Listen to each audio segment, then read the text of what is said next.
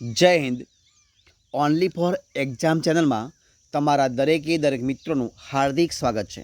તો આજે આપણે વિડીયોમાં જોઈએ કે ગુજરાતની કોઈ પણ સ્પર્ધાત્મક પરીક્ષા હોય અને એ પરીક્ષામાં પૂછાય એવા ગુજરાતના જનરલ નોલેજના મિત્રો જે પ્રશ્નો છે એ પ્રશ્નો તમારી સમક્ષ હું લઈને આવ્યો છું કે જે વેરી મોસ્ટ આઈએમપી પ્રશ્નો છે. અને દરેક જે મિત્રો વિડીયો આપણે બનાવી છે એ દરેક વિડીયો મિત્રો આપણે 30 પ્રશ્નો જોવાના છીએ. તો આજે આ વિડીયો ભાગ નંબર 5 છે.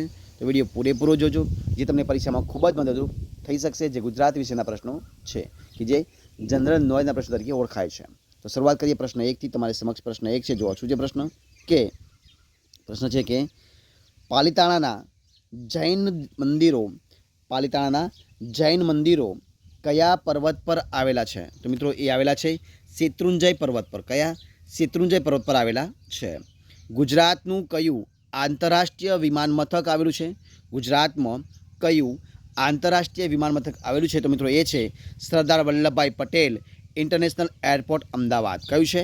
સરદાર વલ્લભભાઈ પટેલ ઇન્ટરનેશનલ એરપોર્ટ અમદાવાદે આવેલું છે. જોઈએ પ્રશ્ન આપણે આગળ કે સિદ્ધપુર પ્રાચીન સમયમાં કયા નામથી ઓળખાતું હતું? તો એ ઓળખાતું શ્રી સ્થળ તરીકે. કયા? શ્રી સ્થળ તરીકે ઓળખાતું હતું. પ્રશ્ન આગળ પારસીઓ ગુજરાતના કયા બંદરે ઉતર્યા હતા? તો પારસીઓ ગુજરાતના સંજાણ બંદરે. કયા બંદરે? સંજાણ બંદરે ઉતર્યા હતા. જોઈએ પ્રશ્ન આપણે આગળ. કયો છે પ્રશ્ન છે કે ભારતને આઝાદી મળ્યા બાદ સોમનાથ મંદિરનો જીર્ણોદ્ધાર કોણે કરાવ્યો હતો? તો એ કરાવ્યો હતો સરદાર વલ્લભભાઈ પટેલે. કોણે? સરદાર વલ્લભભાઈ પટેલે કરાવ્યો હતો. જોઈએ પ્રશ્ન આપણે આગળ. કયો છે પ્રશ્ન કે વિશ્વ પ્રસિદ્ધ ગુજરાતી બિલિયર્ડ ખેલાડી કોણ છે? તો એ છે ગીત શેટ્ટી. કોણ છે? ગીત શેટ્ટી. પ્રશ્ન આગળ બારડોલી સત્યાગ્રહની આગેવાની કોણે લીધી હતી? તો મિત્રો લીધી હતી સરદાર વલ્લભભાઈ પટેલે. કોણે? સરદાર વલ્લભભાઈ પટેલે લીધી હતી. જોઈએ પ્રશ્ન આપણે આગળ. કયો છે પ્રશ્ન છે કે વલ્લભી વિદ્યાપીઠની સ્થાપના કયા વંશ દરમિયાન થઈ હતી? તો એ થઈ હતી મૈત્રક વંશ દરમિયાન. કયા? મૈત્રક વંશ દરમિયાન થઈ હતી. ગુજરાત રાજ્યની સ્થાપનાનો સમારંભ ક્યાં યોજવામાં આવ્યો હતો? તો એ યોજવામાં આવ્યો હતો સાબરમતી આશ્રમ અમદાવાદમાં. કઈ જગ્યાએ? સાબરમતી આશ્રમ અમદાવાદમાં યોજવામાં આવ્યો હતો. પ્રશ્ન આપણે આગળ જોઈએ કે મંજીરા નૃત્ય એ કઈ જાતિનું પ્રચલિત લોકનૃત્ય છે? તો એ છે પઢાર જાતિનું. કઈ? પઢાર જાતિનું લોકનૃત્ય છે. જ્યુબિલી પુલ. કયું? જ્યુબિલી પુલ કયા શહેરમાં આવેલો છે? તો એ આવેલો છે પોરબંદરમાં. ક્યાં આવેલો છે? પોરબંદરમાં આવેલો છે. જોઈએ પ્રશ્ન આપણે આગળ કે કયા સંતે નડિયાદમાં હરિઓમ આશ્રમ આશ્રમની સ્થાપના કરી હતી? તો એ કરી હતી પૂજ્યશ્રી મોટાએ. કોણે કરી હતી? પૂજ્યશ્રી મોટાએ કરી હતી. જોઈએ પ્રશ્ન આપણે આગળ કે અમદાવાદનો ઇતિહાસ કયો આવશે? અમદાવાદનો ઇતિહાસ પુસ્તકના લેખક કોણ છે? તો એ છે મગનલાલ વખતચંદ. કોણ છે? મગનલાલ વખતચંદ છે. જોઈએ પ્રશ્ન આપણે આગળ. કયો છે પ્રશ્ન કે પુસ્તકોની નગરી તરીકે કયું શહેર પ્રસિદ્ધ છે? તો એ છે નવસારી. કયું આવશે? નવસારી. પ્રશ્ન આગળ મૈત્રક વંશનો રાજધર્મ કયો હતો? તો મૈત્રક વંશનો રાજધર્મ હતો શૈવ. કયો હતો? શૈવ હતો. જોઈએ પ્રશ્ન આપણે આગળ કે લાકડા વહેરવાની સૌથી વધુ મિલો કયા જિલ્લામાં આવેલી છે? તો એ આવેલી છે ખેડા જિલ્લામાં. કયા જિલ્લામાં? ખેડા જિલ્લામાં આવેલી છે. પ્રશ્ન આગળ ગુર્જર પ્રતિહારોની સ્વતંત્ર સત્તા ગુજરાતમાં કોણે સ્થાપી હતી? તો એ સ્થાપી હતી નાગભટ્ટ પહેલાએ. કોણે સ્થાપી હતી? નાગભટ્ટ પહેલાએ. જોઈએ પ્રશ્ન આગળ કે ગરમ કાપડના ઉદ્યોગનો વિકાસ કયા શહેરમાં થયો હતો? તો એ થયો હતો જામનગરમાં. કયા આગળ? જામનગરમાં થયો હતો. જોઈએ પ્રશ્ન આગળ. પ્રશ્ન છે કે આયના મહેલ. કયો મહેલ? આયના મહેલ કયા શહેરમાં આવેલો છે? તો મિત્રો આવે છે ભુજમાં. કઈ જગ્યાએ? ભુજમાં આવેલો છે.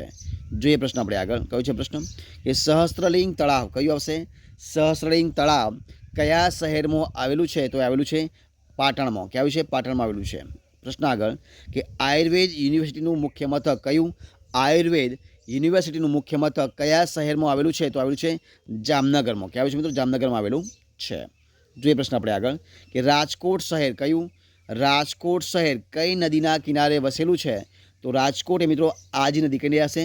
આજી નદીના કિનારે વસેલું છે.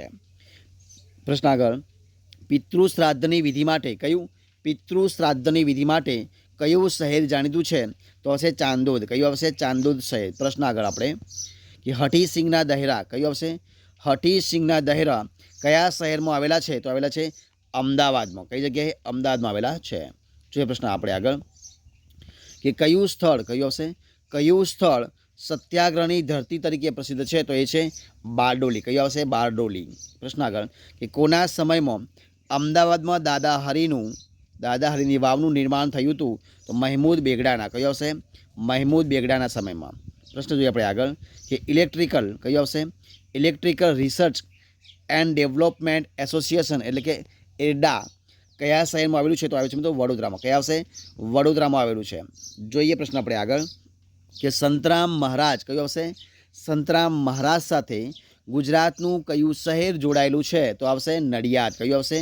નડિયાદ શહેર. પ્રશ્ન આપણે આગળ જોઈએ કે કઈ યોજનાનો હેતુ મહિલાઓમાં બચતની ભાવના વિકસાવવાનો તથા આર્થિક પ્રવૃત્તિઓમાં ભાગીદાર બનાવવાનો છે? તો એ છે સખી મંડળ યોજના. કઈ આવશે? સખી મંડળ યોજના. અને આ વિડીયોનો છેલ્લો પ્રશ્ન જો કયો છે પ્રશ્ન કે કર્કવૃત કયા ડુંગર પરથી પસાર થાય છે? તો કર્કવૃત એ ગુજરાતના જે દિણોધર ડુંગર છે એ ડુંગર પરથી પસાર થાય છે. તો મિત્રો અહીંયા આપણે જે આ વિડીયો છે સંપૂર્ણપણે પૂરો કરીએ છીએ.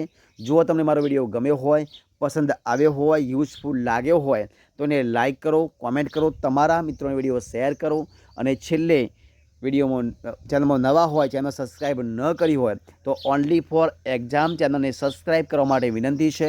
મારા વિડીયોને પહેલાંથી છેલ્લા સુધી જોવા માટે તમારા દરેક મિત્રોનો હું દિલથી ખૂબ ખૂબ આભાર માનું છું. ફરી મળીશું એક નવા વિડીયો સાથે, નવા ટૉપિક સાથે. ત્યાં સુધી બની રહો. જય હિન્દ, જય ભારત, બેસ્ટ ઓફ લક.